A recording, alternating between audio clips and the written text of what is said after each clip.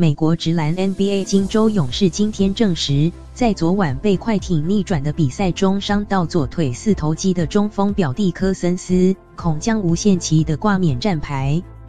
法新社报道，勇士在昨天季后赛首轮的第2场比赛遭快艇上演大逆转，科森斯 DeMarcus Cousins 开赛不到4分钟就抱着大腿跌坐在的，表情相当痛苦。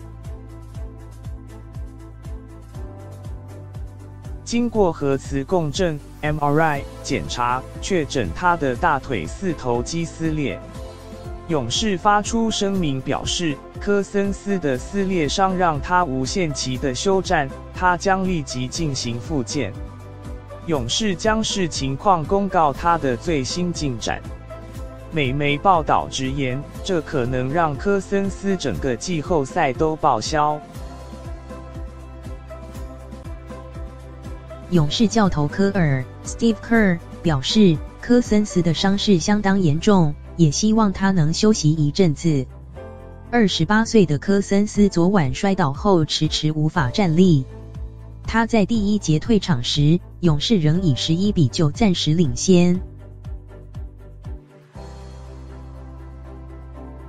勇士随后被快艇扭转31分超前，为 NBA 季后赛史上最大逆转秀。中场快艇以135-131撞倒勇士，将季后赛首轮扳成1胜1败平手。